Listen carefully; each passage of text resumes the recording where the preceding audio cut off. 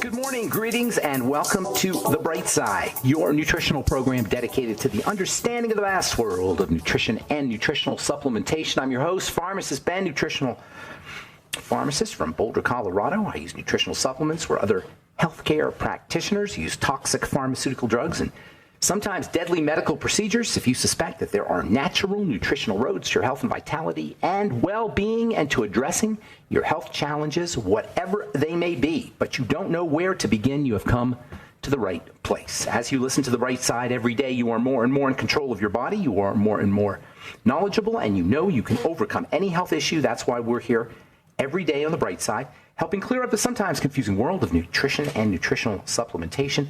Over the last 33 years of practicing pharmacy, I've seen drug-free recoveries from diabetes, hypertension, obesity, skin diseases like psoriasis, eczema, rosacea, acne, digestive ailments, autoimmune issues of all kinds, recoveries that by the standards of modern medicine can only be called a miracle, but what is in the world of the body, what is in the world of biology, standard operating procedure. Because the human biological system is a healing system, it's a regenerating system, it is designed divinely to heal and renew itself on a moment-to-moment basis, and while some folks may call that a miracle, it really is just the way the body works.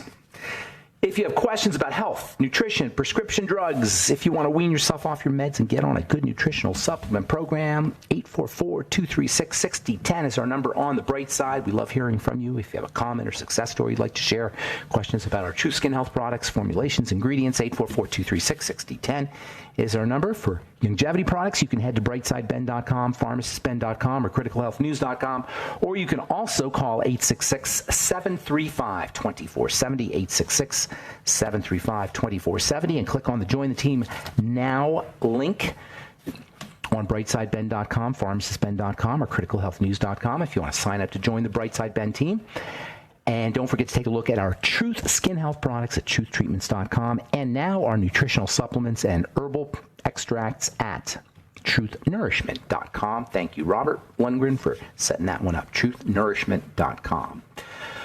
Okay, we have been talking, we started off talking about memes and mechanisms, looking at the world mimetically versus looking at the world mechanistically, looking at the world the way it's structured versus looking at the way we hear it's structured, believe it's structured. And this is kind of taking us down the path of the medical model and the history of the medical model and the medical paradigm, because in the world of health, the medical meme, the meme that we can be medicalized, the meme, the belief system that the doctor is all-knowing and infallible, and I don't mean that, I don't mean to rip on any individual doctors. It's the model.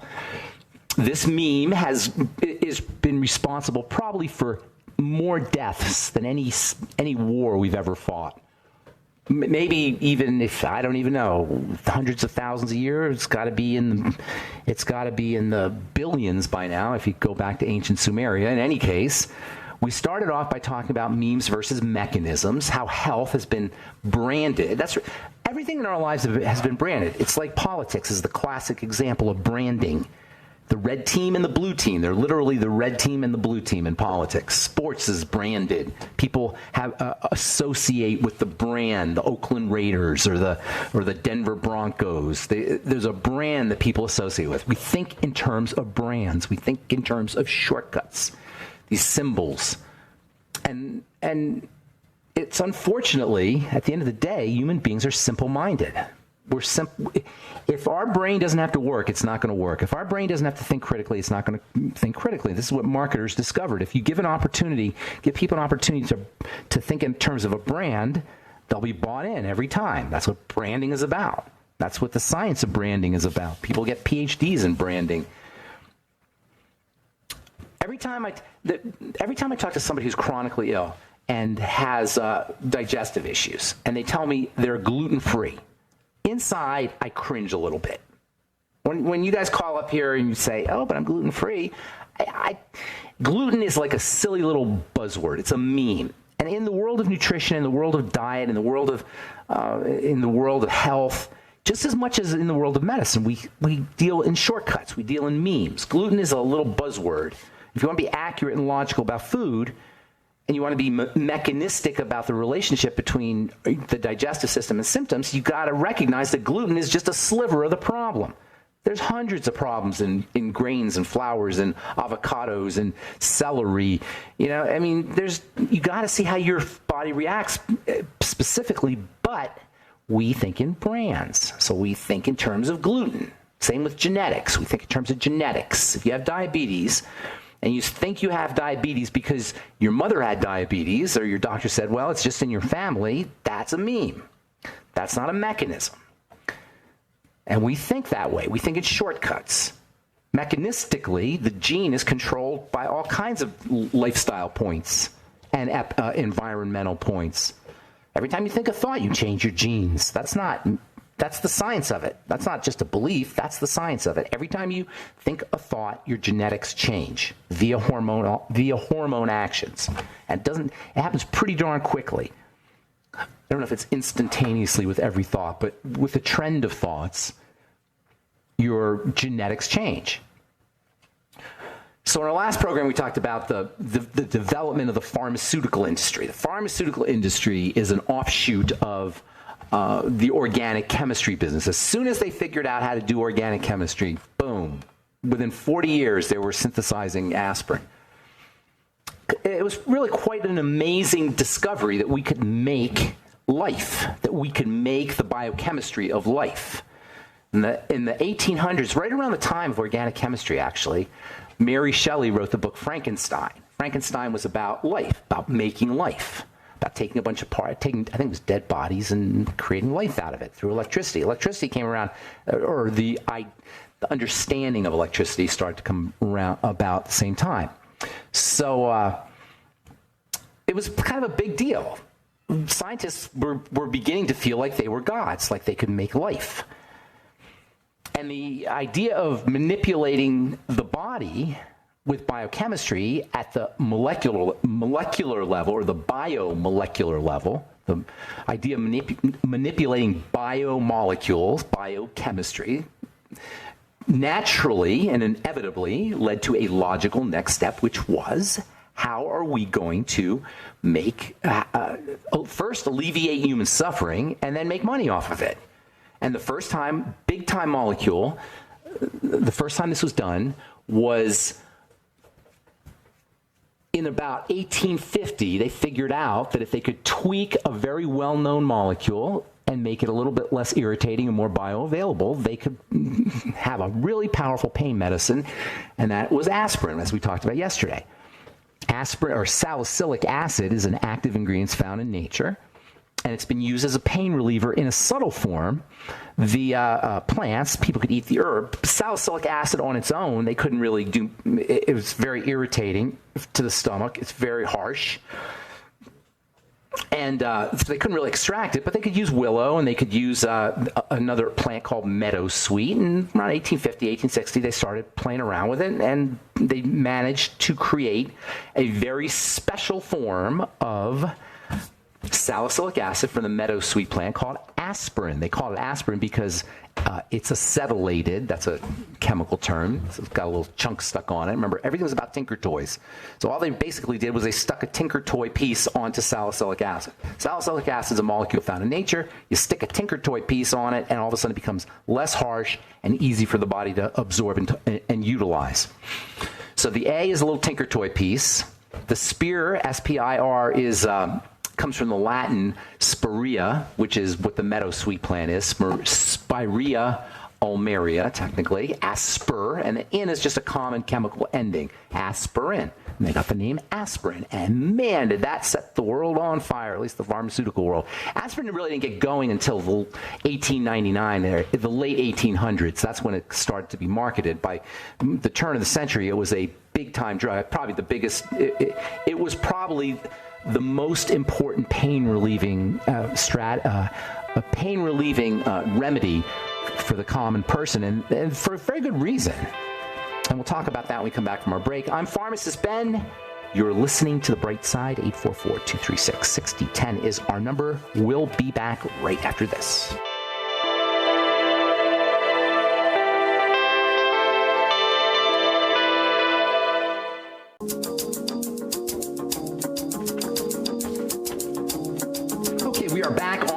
Brightside.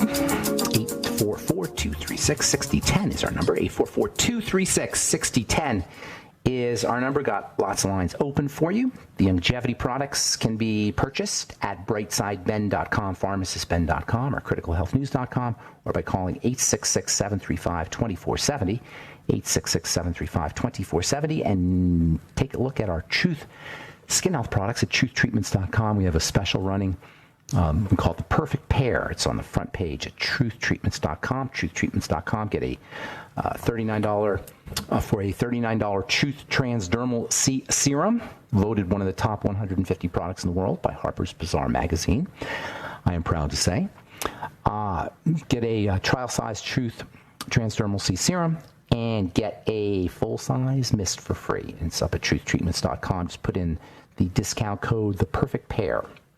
All right, so we're talking about the development of aspirin as a reflection of the parallel development of the drug model of health, the pharmaceutical model of health. It was kind of revolutionary to make the biochemicals of life, but it was really when they started to apply the biochemistry of life, or the biochemistry of living chemicals and living molecules, to industry, to factories. They had all these big factories. It used to be that the people making the drugs were just like the independent, what was a pharmacist back then. They would just take your herbs and grind them up in a little mortar and pestle, and we all know the typical or stereotypical way that Paracelsus and those medieval medicine men appeared.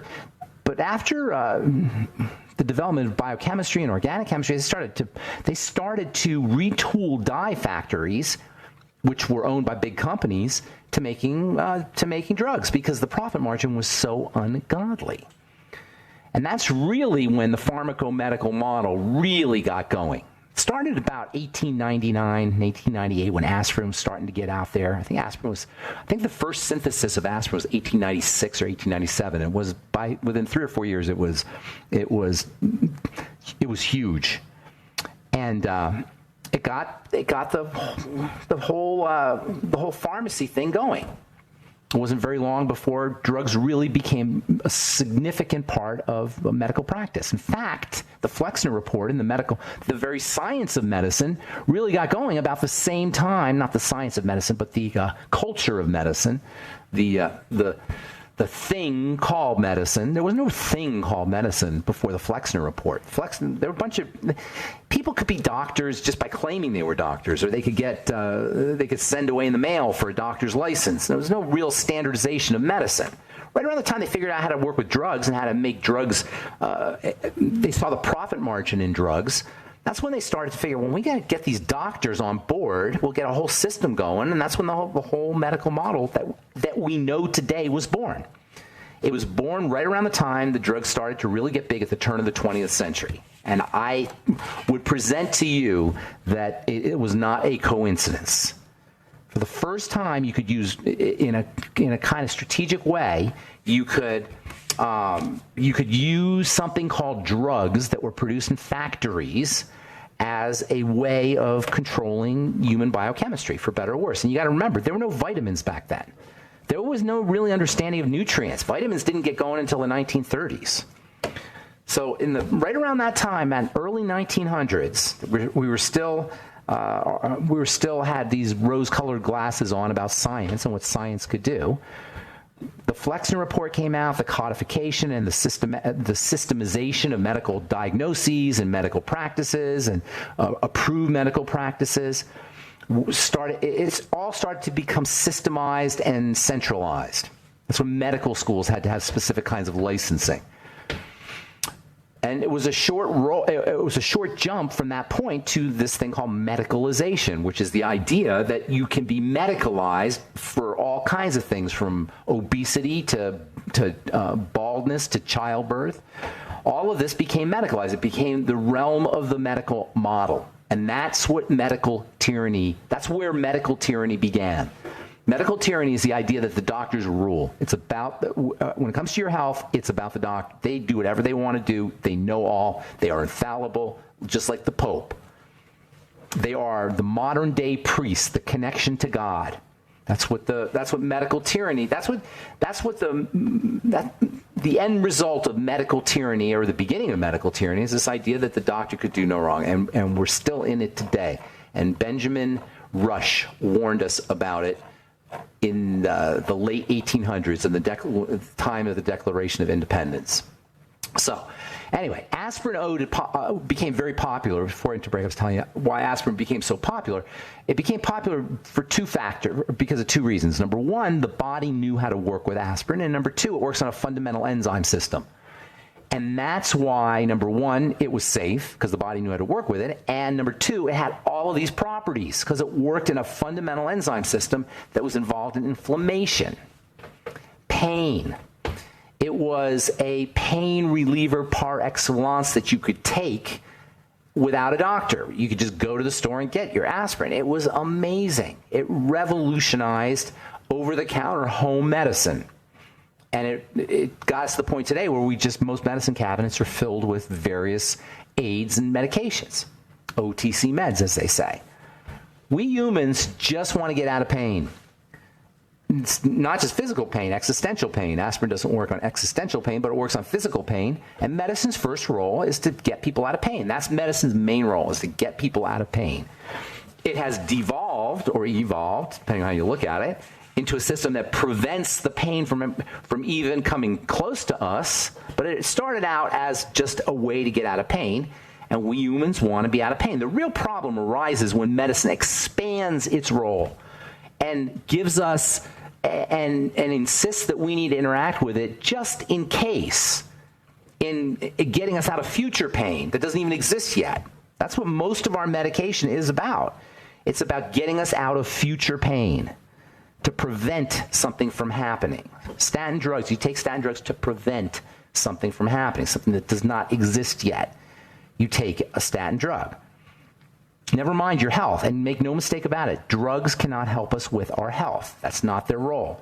That's why they always have to do statistics, because the only way to show that statins work is by doing statistical analysis and showing that out of every 100 people who would have had a heart attack, only 98 people had the heart attack. Right? I mean, that's basically how you know statins work. It's just statistical manipulation. It's not biochemistry, it's statistics.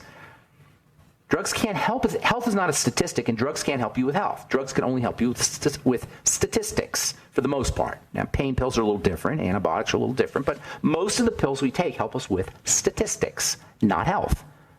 That's the problem with drugs, in my opinion, because the statistical benefits are theoretical. The side effects, those are real. You cannot get around a toxicity or a side effect. It's just how the nature of drugs. Those are real. The deprivation of coenzyme Q10 when you take statin drug, that's real. You are going to deprive your body of making coenzyme Q10 when you take a statin drug. That's real. The 2% less heart attack that you have, less risk of heart attack that you have, that's a statistic. All right, I'm Pharmacist Ben. 844-236-6010 is our number. We'll be back right after this.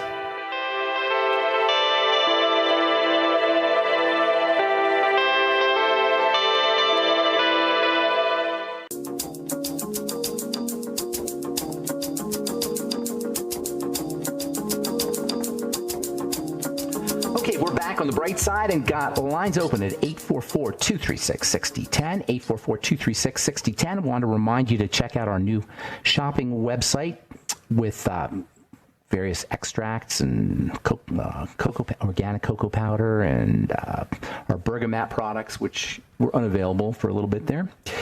Bergamat Ultimate and Bergamat Natural Menopause Hormone Support are two new Bergamat products that are up. And that's at truthnourishment.com, truthnourishment.com. Also, our Truth Skin Health products are up at truthtreatments.com, truthtreatments.com. Pharmacy potent, pharmacy formulated, prescription potent, without a prescription. All our products were developed in my compounding pharmacy for healing the skin. And as it turns out, healing is beauty, which should come as no surprise to anybody who's listening to this program. All right, 844-236-6010 is our number. This is from NBC News. Broken heart syndrome may be linked to cancer. A study published in the Journal of the American Heart Association found that 1 in 6 people with broken heart syndrome had cancer. Broken heart syndrome, which is technically known as stress cardiomyopathy, is a short-term condition. They say, I think it might be more chronic than they're letting us know, than they believe. But in any case, it's officially a temporary condition that's brought on by stress. Usually when people die or there's a breakup or some kind of stressful emotional situation can lead to this cardiomyopathy. Stress cardiomyopathy. Cardio meaning heart, myo, muscle, pathy, sick.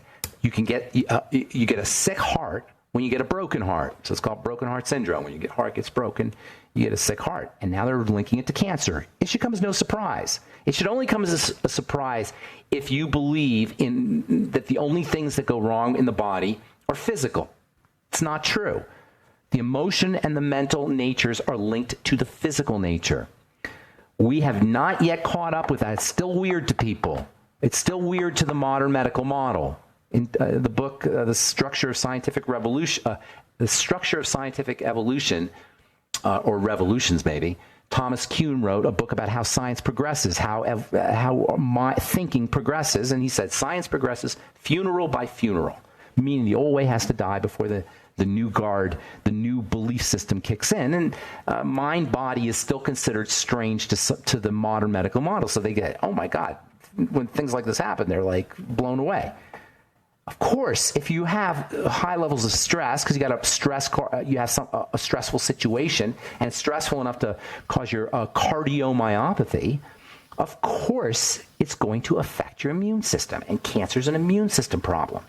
Cancer is when the immune system has been standing down.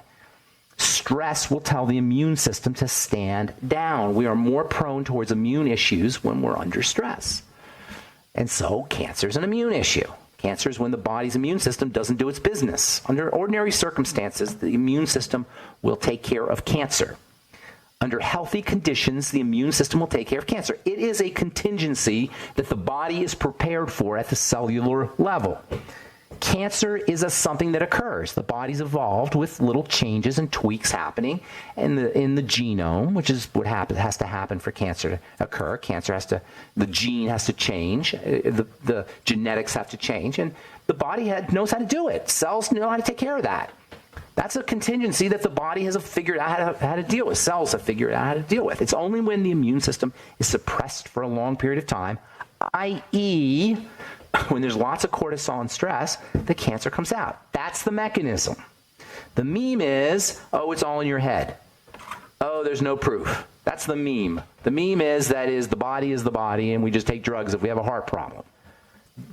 The implication of this kind of understanding and this kind of study now that's been shown is that there is a way we can control our biochemistry using mental and emotional strategies. To me, as a healthcare professional, that is a powerful idea that doesn't need to be dismissed or marginalized or poo-pooed, but taken advantage of. It's like the placebo effect. They make fun of the placebo effect. They say, oh, that's just a placebo.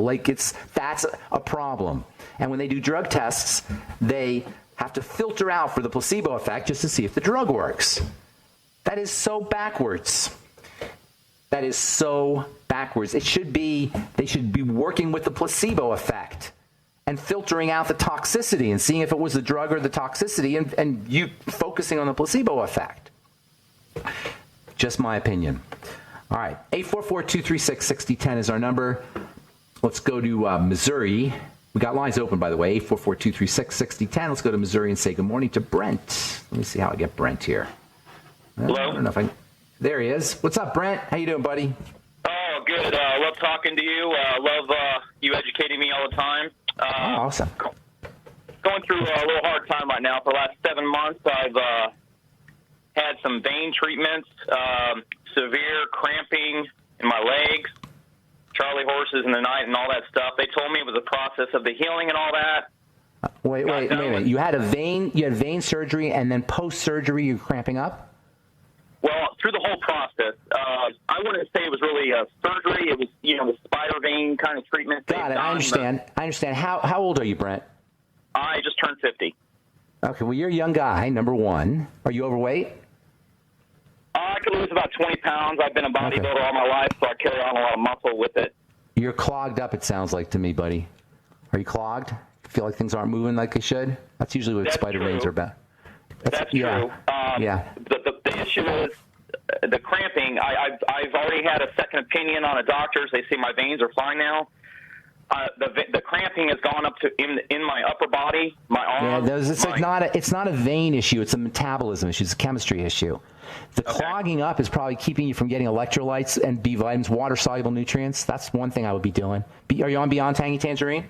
Yes, I am, and I'm taking. I take tons of magnesium every day. I have loose stools. Well, you don't want to. Here's the problem with electrolytes like that. You don't want to just take one and tons of one because you'll throw things off. You follow me? Yeah, I'm taking potassium as well. I know, but it's hard to know whether you need magnesium, a certain ratio of magnesium to calcium, potassium. You don't know the proportions. So you got to be careful about taking a lot of one thing. So when you say tons, I don't know if you're, what you mean by that. You mean like 2,000 milligrams a day? Well, I mean, I'm taking Epsom salt bath. I'm taking magnesium glycinate, about a teaspoon or a couple teaspoons a day. Couple teaspoons is how much? That sounds like a lot. It depends on the concentration. So I don't want to put you on the spot here. But the point I'm trying to make is there's balances with electrolytes. Number one, cramping is a sign of electrolyte issues. I'm not saying it's the only thing that's causing electrolyte issues, but it's a red flag for electrolyte issues always for everybody cramping, by the way, and tremors, shaking. Anybody who has shaking issues or cramping issues, those are signs. Those are red flags for electrolyte issues. Okay. The only thing. Yeah. I'm sorry to talk over you. Go ahead. I've been to the ER a couple times, and both times they've given me IVs, and they told me my electrolytes are fine in my blood. Well, okay. I don't necessarily go by that, but because you have the symptoms. So sure. I'm more of a symptom guy than a lab guy, as you probably know if you've listened to this program. I'm looking at symptoms. I'm looking at what's real, not reference ranges. So you have the symptoms. I'm not saying that's what's causing it. I'm not even saying you have it. But that's one red flag right there. B vitamins are another one.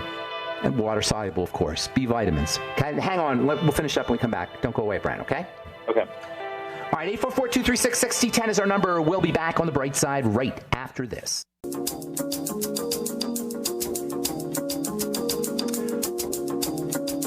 All right, we're back on the bright side. 844-236-6010 is our number. We're talking to Brent in Missouri, and we do have lines open. Let's get to Brent here. Brent got some cramping up, bodybuilding, lots of magnesium. What else is going on? What else is going on in your health, with your health? Like I said, the veins were going on this year. And you're clogged up. Yeah, I have a lot of bowel problems. Going to start doing some colonics. Hopefully that'll help a little bit. That'll help. Okay, here's the thing. You're still working out? No, I can't do anything physically. My body gives out. Got it. Okay, so sounds to me like you got some serious blood problems. And that would explain the cramping, because you might be taking electrolytes, but you may not be delivering the electrolytes. You may have a kidney issue. Okay. And also an adrenal thing going on, too. Do you crave salt at all? Salty things, yeah, I'd say so. Yeah. It sounds like to me like you're deficient in electrolytes following something going on with the kidney or the circulatory system, the blood. So how long ago did you stop working out? Or were you unable to work out, I should say? Beginning of this year when all the cramping started. So you were working out till then? I'm sorry? You were working out, you were fine till then? You were working out fine till then? Oh, yeah.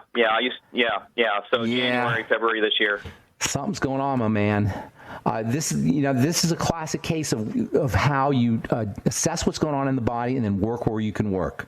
So you got a blood problem, circulatory problem, okay? So how do you work on a circulatory problem or a blood problem? Well, how does the blood's is a closed system. It's in tubes, but there's some interfaces. There's some places where we can control what's in the blood. What's the most obvious place where you can control what gets into the blood? What I eat. Exactly. And the fact that you're clogged up and constipated tells me that there's an issue there. So I would be focusing, that's where I would be focusing if I were you. I would be focusing, and it could be that it could be something that you used to be able to tolerate that you can no longer tolerate. That happens sometimes. And as I was saying at the beginning of the program, don't have preconceived ideas about what's good and what's bad. Go by your body. I was talking yesterday about my friend who's got problems with avocados and mushrooms. I mean, things that you wouldn't necessarily think would be problematic. But that's why you always want to go by your symptoms. It doesn't matter what you're doing and what you're not doing. It matters what your symptoms are telling you. And then you always want to go by that. So I'd be working on cleaning the blood and starting off with from two directions. Number one, with the digestive system. Everything you could do, food diary, eliminating problem foods, the best probiotic supplements you could find, fiber. You might want to start using glucosamine supplements, which would have multiple benefits for you, including digestive health benefits. Gelatin would also be helpful for you. These are building substances that help with the digestive system. And then also saturating your body with well-balanced electrolytes and B vitamins. And I mean, if you could do it, I would tell you, I don't know if you can or not, but you're a perfect candidate for IV nutrition. Well-balanced IV nutrition, but in lieu of that, at least liquids. And then also liquid juices. Are you juicing at all? Veggie juices? Get a Vitamix if you don't have one. I got one. I need to start using it, yeah. Start using it. You're going to change your life. 50 is an interesting age because you start to notice things. You know what I'm saying? Right. Yes. And let me tell you, it's not, you're not uphill now. It's almost, you're not quite on the downhill side, but you're getting close. So now's the time. You know what I mean? Yes. And then as soon as you can get back into the gym, get back into the gym. What kind of stuff were you doing? In the gym? Yeah. Weightlifting? Oh, yeah. Like your whole life kind of thing? I'm sorry? Were you lifting your whole life? Yeah, I used to compete and everything, but my body. Let me ask you this: were you the kind of guy that was lifting so much and in such good shape when you were young that you thought you could blow off some other things? Exactly. Yeah, I know what you're talking about. I've seen guys like you. That's funny. Yep. And then there's a reckoning. There's a price to be paid. But I was always envious of people who could do all kinds of stuff, including smoking cigarettes, and still do bodybuilding for somehow and weightlifting. And I know it's like some people could just gifted genetically. I could never do it, but the time comes when you got to pay the piper if that was you. So, and then you know what else? You should probably, if you haven't been, and likely you haven't, start doing some aerobic stuff, or anaerobic, I guess you would say, running, that kind of stuff, or treadmill or stairs. Any of that? I can barely move my legs right. No, I know. Now I know you can now. That's true. But as soon as you can, start doing stuff that wins you and that cuts you up. Sure. And not long term, not like jogging or for miles or running for miles, but high intensity. Are you familiar with the new stuff they call high intensity training, HIT? Oh, yeah. Have you done that? Oh yeah. Have you done it? Yes. That's awesome. Where did you compete? Just locally here in Kansas City, just in a drug tested. I've always been natural, so I've never done anything bad. And so this was like in the 90s? You were like totally ripped? Early 2000s, yeah. Early 2000s. And did you win anything? No, Were you? Did you? No, I did okay, but I wasn't. I wasn't anything to brag about. Gotcha. But were you like completely ripped and Oh yeah. I have 2% body fat or something. What was your body fat? I probably got down to like 4, but I had a hard time losing weight, but pretty easy to put on weight. And you never did any of the steroids or any of that stuff? Nothing? Never. No juice? Drug-free life. Yeah. Good for you. Well, I hope I helped you out, Brent. Yes. Thank you very much. Okay, good deal. Thanks for calling from Missouri. I used to have a lot of friends who, in the gym, they could do they could drink Gatorade and alcohol and crappy electrolyte drinks and eat pizza and Little Caesars pizza. And they just figured if I'm a bodybuilder, I can eat whatever I want to eat because I'm burning the calories. This was back in the 1980s, and I was always kind of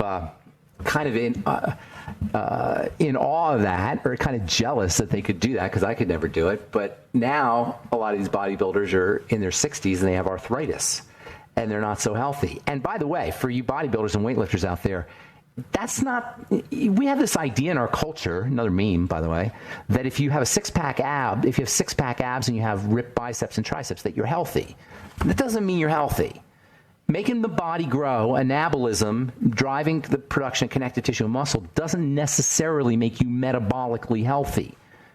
Your metabolism can still be thrown off, and you can drive the production of connective tissue. The ultimate example is people who do steroids, but you can still do it just by doing a lot of push-ups and chin-ups and pull-ups. You can still build muscle. That doesn't mean your heart is healthy. So we don't want to confuse the ripped look with good health, although a lot of people who are ripped are healthy. But I would say the people who are maximally the stereotypical type of kind of ripped Arnold Schwarzenegger look that everybody assumes is healthy is really not all that healthy. It's better to be limber. In fact, yoga, from a health perspective, is probably better for you than weightlifting. Stretching the body, especially when you get older, a little bit of lifting's good. A little bit of lifting is definitely good, but you got to pick one or the other. Yoga's probably better. But if you can do both, a little bit of lifting and a lot of stretching, that's what we should all be doing, especially as we get older. Little lift, a lot of stretch. That can go a huge, long way towards helping people who have joint and connective tissue pain issues, pain problems, scoliosis, osteoporosis, bursitis, tendinitis. All of these kinds of health challenges that we use pain pills for, and we assume we need pain pills for, are really can be modified to a great extent by stretching and by certain kinds of exercises, weightlifting, or even better, body weight exercises, things where you use your body weight, like push-ups or pull-ups. Anything where you use your body weight is going to really be can really be effective, and it's something you can do right out of your home. Push-ups and pull-ups and sit-ups and that kind of thing. Get a rubber band. You can get it on Amazon.com. You can get these heavy-duty rubber bands, and you can do some really good exercises just with a heavy-duty rubber band, resistance training types exercises. And then yoga, stretching is an amazingly helpful health strategy for helping improve lymphatic drainage, for helping improve blood circulation, for improving circulation to the cartilage and to the connective tissue. It's a very underappreciated mechanism for dealing with pain, dealing with frailty, and dealing with accelerated aging. And of course, it's something that you could do from the comfort of your own living room while you're watching television, or ideally, the best time to stretch is when you come out of a warm shower, or when you come out of a warm bath. All right, don't forget to check out our websites, brightsideben.com, pharmacistben.com, and criticalhealthnews.com. brightsideben.com, pharmacistben.com, and criticalhealthnews.com. For all the longevity products, click on the Join the Team link at brightsideben.com, pharmacistben.com, or criticalhealthnews.com.